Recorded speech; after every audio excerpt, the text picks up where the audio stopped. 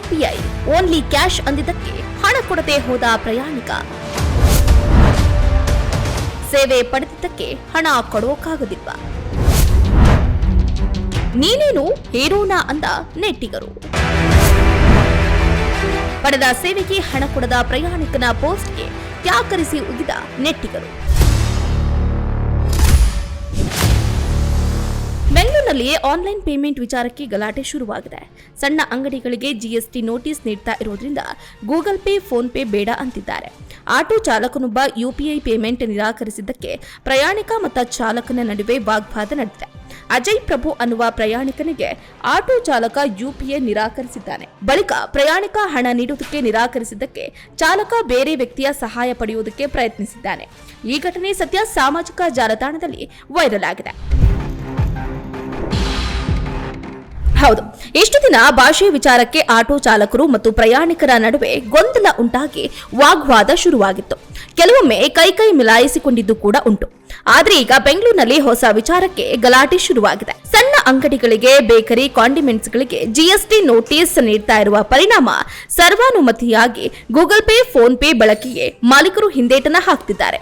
ಸಣ್ಣದಾಗಿ ಶುರುವಾಗಿದ್ದ ಆನ್ಲೈನ್ ಪಾವತಿ ಸಮರ ಸದ್ಯ ಆಟೋ ಚಾಲಕರನ್ನ ಮುಟ್ಟಿದೆ ಅಂತಾನೆ ಹೇಳ್ಬಹುದು. ಹೌದು, ಬೆಂಗಳೂರಿನಲ್ಲಿ ಅದರಲ್ಲೂ ಮುಖ್ಯವಾಗಿ ಆಟೋದಲ್ಲಿ ಪ್ರಯಾಣಿಸಿದ ಒಬ್ಬ ಪ್ರಯಾಣಿಕ ಕ್ಯಾಶ್ ನೀಡುವುದಕ್ಕೆ ನಿರಾಕರಿಸಿದ ಬಗ್ಗೆ ಎಕ್ಸ್ನಲ್ಲಿ ಪೋಸ್ಟ್ ಅನ್ನು ಹಂಚಿಕೊಂಡಿರುವುದು ಸದ್ಯ ಭಾರಿ ವೈರಲ್ ಆಗ್ತಿದೆ. ಎಷ್ಟು ದಿನ ಆನ್ಲೈನ್ ಪಾವತಿಗಳದ್ದೇ ಕಾರುಬಾರ ಆಗಿತ್ತು.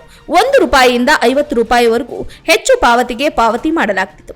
ಆದರೆ ಕೆಲ ದಿನಗಳ ಹಿಂದೆಯಿಂದ ತೆರಿಗೆ ಇಲಾಖೆ ಬೇಕರಿ ಮತ್ತು ಸಣ್ಣ ಅಂಗಡಿಗಳಿಗೆ ತೆರಿಗೆ ಬಾಕಿ ನೋಟಿಸ್ ಅನ್ನು ನೀಡುತ್ತಿದೆ. ಹೀಗಾಗಿ ಅಂಗಡಿ ಮಾಲೀಕರು ನಮಗೆ ಪಾವತಿ ಬೇಡ, ಹಣವನ್ನೇ ಕೊಡಿ ಅಂತ ಕೇಳ್ತಿದ್ದಾರೆ.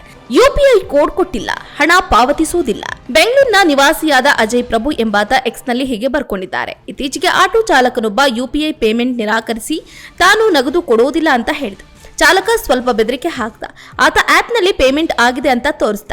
UPI ಮೂಲಕ ಹಣ ಪಾವತಿಸ್ತೀನಿ, ಇಲ್ಲದೆ ಇದ್ರೆ ಹಣನೇ ಕೊಡೋದಿಲ್ಲ ಅಂತ ಅಂದ. ನಂತರ ಇಬ್ಬರು ಸಂಭಾಷಣೆಯನ್ನ ರೆಕಾರ್ಡ್ ಮಾಡೋದಕ್ಕೆ ಪ್ರಾರಂಭ ಮಾಡಿದ್ರು. ಆಗ ಚಾಲಕ ಬೇರೆಯವರಿಗೆ ಫೋನ್ ಮಾಡಿ ಏನ್ ಮಾಡಬೇಕು ಅಂತ ಕೇಳ್ದ. ಫೋನ್ನಲ್ಲಿ ಮಾತನಾಡಿದ ವ್ಯಕ್ತಿ ನನ್ನೊಂದಿಗೆ ಮಾತಾಡೋದಕ್ಕೆ ಬಯಸ್ದ. ಆದ್ರೆ ನಾನು ಅಪರಿಚಿತನೊಂದಿಗೆ ಮಾತಾಡೋದಕ್ಕೆ ನಿರಾಕರಣೆ ಮಾಡಿದೆ.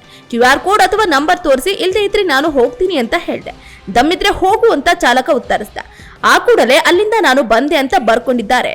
ಇದರ ಬಗ್ಗೆ ಟ್ರೋಲ್ಗಳು ಕೂಡ ಹೆಚ್ಚಾಗ್ತಾ ಇದೆ. ನೀವು ಆಟೋದಲ್ಲಿ ಪ್ರಯಾಣಿಸಿ ಅವರ ಸೇವೆಯನ್ನ ಪಡೆದಿದ್ದೀರಿ. ಅವರು ಕೇಳುವ ರೀತಿ ಹಣ ಕೊಡಬೇಕು. ಆಟೋ ಚಾಲಕ UPI ಹೊಂದಿರಲು ಕಾನೂನುಬದ್ಧವಾಗಿ ಅಗತ್ಯ ಇಲ್ಲ.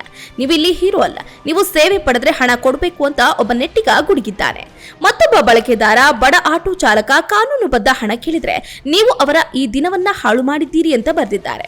ಮತ್ತೊಬ್ಬ ಆಟೋ ಚಾಲಕನಿಗೆ ಹಣ ನೀಡಲಿಲ್ಲ. ಅವನು ನಗದು ಕೇಳಿದಕ್ಕೆ ಸುಮ್ಮನೆ ಹೊರಟು ಹೋದ. ಎಂತ ನೀಚ, ನಾಚಿಕೆ ಗೆಟ್ಟವ ಅಂತ ಕಾಮೆಂಟ್ ಮಾಡಿದ್ದಾರೆ.